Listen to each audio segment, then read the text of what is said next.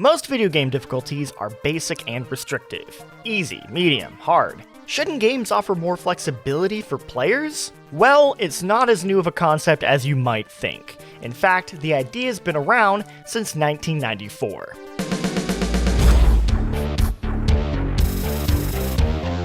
Almost 30 years ago, the original System Shock offered a custom difficulty that lets players tweak individual aspects of the game to create their ideal gameplay experience. And now the new remake offers the same thing, and I'm going to use it as an example of how games can do more with difficulty and just highlight how cool System Shock is. Enter the rune insect, and it will become your grave. But what are the flaws of the standard way most games handle difficulty?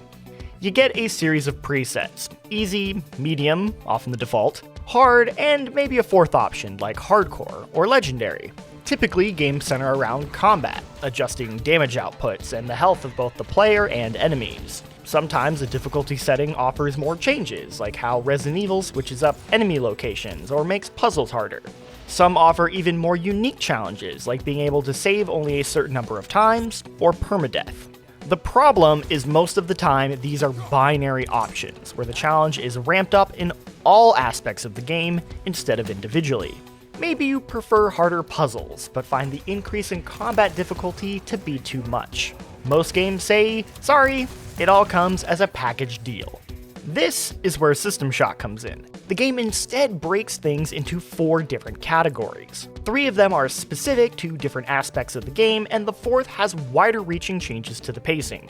Each has 3 different levels of challenge to choose from. Level 2 is the default experience, with level 1 being easier, and of course level 3 being harder.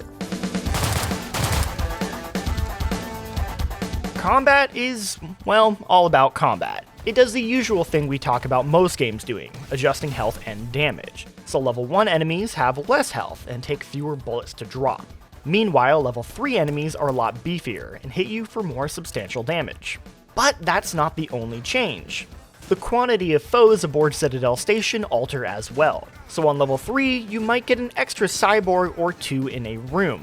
System Shock is a game all about backtracking and revisiting old locations, and to keep you on your toes, the game will repopulate older areas with new foes. The degree of which this will happen is dictated by your combat level. Finally, the awareness of the enemy AI is tweaked. On level 3, enemies around the corner would be alerted to my presence and rush after me. Meanwhile, on level 1, it is possible to walk past an inattentive mutant without them noticing. The cyber setting, meanwhile, is much more specific. You'll find terminals throughout Citadel Station that allow you to jack into a 90s interpretation of cyberspace, straight out of the Lawnmower Man. You'll navigate these small levels, deactivating barriers and shooting down cybersecurity. While some of these are optional, they are typically worth doing to help unlock a door, and there are times where you have to use them. Personally, I enjoy the change of pace these can bring, but they can get quite difficult in spots, and dying means getting booted back to the real world and needing to start all over again, which can get annoying. So if you find these minigames tedious or just not very fun, you can reduce the challenge by setting Cyber to level 1. Enemies are still present, but they die much quicker, and cyberspace as a whole is less frustrating. Of course, you can take it in the opposite direction instead and up the challenge to level 3. Now if you die in cyberspace, you die for real and need to load a save. Thank you, hacker, for seeing that my vision is best. Next is the puzzle difficulty, which is by far the most straightforward. The game is full of these neat little junction box puzzles. Level 1 makes the puzzles easier, and level 3 makes them a lot harder. As someone who loves a good brain teaser, I really enjoy the added challenge of these level 3 puzzles, but obviously, that isn't going to be for everyone. The final setting is called Mission, and this is by far the most interesting as it can change a number of different factors. By default, System Shock is a game that doesn't hold your hand. After the game's prologue, you wake up on Citadel Station and are left to figure out the rest. There's no quest log, no arrow pointing where to go next, or even an objective given to you outside of stopping Shodan. It's up to you to put the pieces together and figure out what to do next using context clues from audio and text logs. Darcy is working on a plan to disable the mining laser from his office on research. No updates from him yet. We're safe here. But for how long?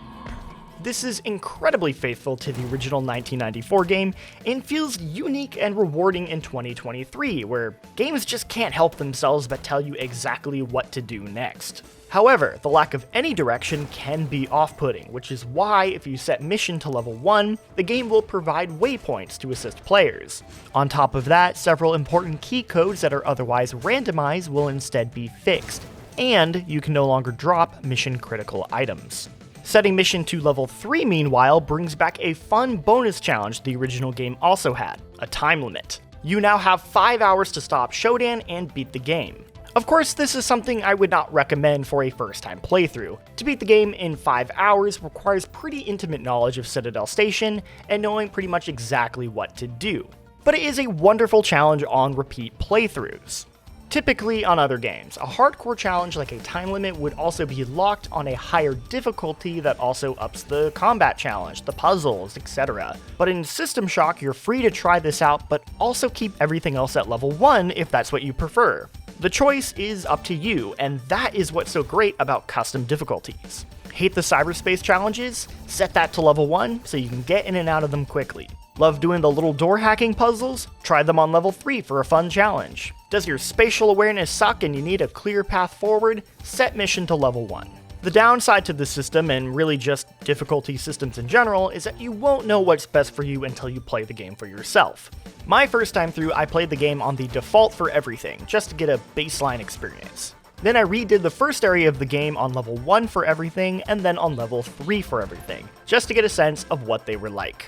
After all this testing, my ideal experience for this game would be combat level 2, mission level 2, cyber level 1, and puzzle level 3. But that's just me. Hopefully this video has given you at least some basic knowledge to find your perfect difficulty if you end up playing System Shock for yourself. Which you should, it is absolutely brilliant. A real forward-thinking game that pioneered lots of systems that we now take for granted today and, to be frank, didn't get enough credit for. So, hats off to Night Dive Studios for keeping System Shock's forward-thinking difficulty system. Of course, there have been plenty of games over the years that have experimented with custom difficulties like Dishonored 2, Shadow of the Tomb Raider, or even recent remakes like The Last of Us Part 1. So let me know in the comments any games you think handle custom difficulty well as if you are planning on playing the System Shock Remake.